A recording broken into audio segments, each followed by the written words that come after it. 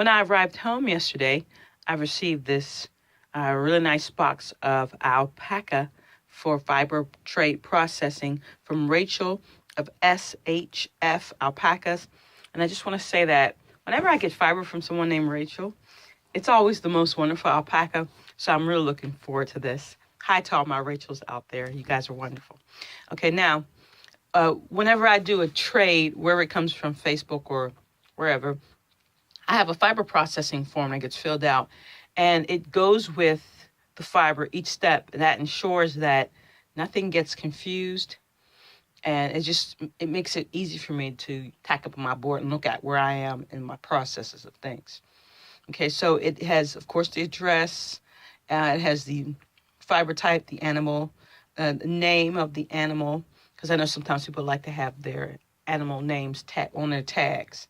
The weight of the fiber, and the different processes that it's going to go through or has already gone through when it gets to me, type of yarn, and any special instructions for labeling that needs to happen.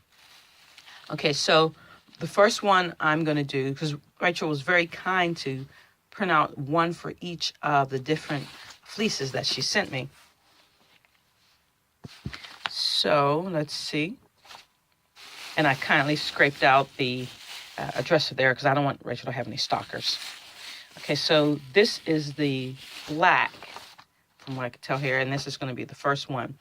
And I'm going to walk you really quickly through the processes I do when I receive fiber. Okay, so this is Aurora, and Aurora is a black. And the first thing I'm going to do is put it on the scale in order to verify the weight that came in the mail. That's what I always do. So I just open up the bag and put it in the scale. That gives me a verified weight, and all that is done before I do any processing. Okay, now it's all on the scale, and you want to make sure, of course, you tear the scale right after you put the basket on, so the weight of the basket doesn't count. So I've got this at 1 pound, 5.9 ounces. And then, excuse me, this is a 50-50 trade. So this is the point that after it's weighed, I would split it now. And what I would do with my half is pack it away, because I'm very interested in getting the product turned around as fast as possible. I know there are some spinners that spin completely through everything, and then they send back the half that belongs to the grower. But in my case, first of all, I don't necessarily know what I'm going to do with this fiber. If I spin it all up, later on it might be something I want it blended. And secondly, that adds more time to the turnaround. And so basically, I just take the half for my 50-50, pack it up. And I've got fibers from the other Rachels from 4 or 5 years ago, because when I did the trades, I just packed up the fiber and put it in storage until then. Okay. I have to apologize. There's a lot of things going on, but I really have to sit down and figure out how to get a better sound quality and light out of these videos. But anyway, so I skipped the spinning stage, because you've seen me spin plenty of times. And so now I have some skeins here to show you. And this is moving a lot slower because like I said, there's a lot going on about this time of year. But everything will be free by the second week of September. So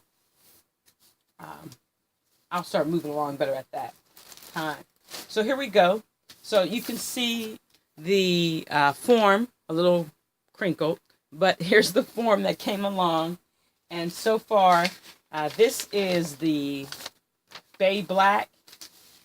And this is the form for the medium fawn. And so they've been spun up, the skeins of the fawn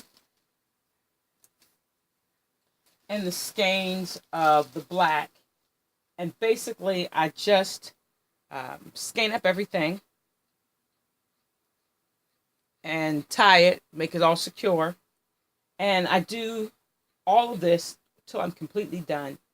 Once I'm completely done with all of the fiber, then I wash everything at one time. And depending on how it comes out when I've washed it, I rescan it and put tags on there for the yardage, or a close approximation of the yardage. And then everything is, you of course, wash, dry, scanned, counted. Then it's ziplocked or packaged and sent back to the grower. And basically that's how trades work.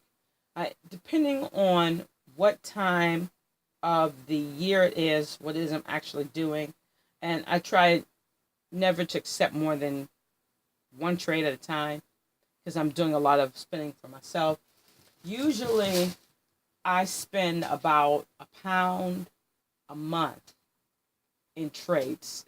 During Tour de Fleece, I spend a whole lot more, of course, because I'm just spinning for, everything I do for Tour de Fleece is going to be for trade if I'm in the middle of it. Sometimes I can turn around a lot faster. It really depends on the fiber, what condition it comes to me, how well it's skirted, whether it's washed or not, because washing time is included in that. And I do wash my trade. I offer that service to wash and process the trade. So it's better for the grower if they skirt prior to, because it's less shipping. But if not, I skirt, wash, card, all that processing that goes along with that. So count about a pound per month. Takes a while to dry. I don't accept wool trades during the winter months because really in Ohio, I don't have anywhere to let that stuff dry. It's going to take forever. And I don't want it in my house, not wool. But I do during the spring and alpaca pretty much all year long. It doesn't matter. So that goes back in. Medium fine. Black gets packed in. And that's basically how I conduct trades. All right, thanks everybody for watching. Like I said, thank you for bearing with me.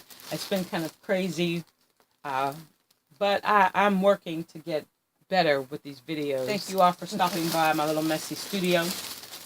And as always, if you have any questions or comments, you can write them down in the comments section.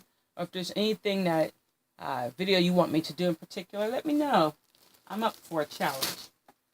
Have a great day.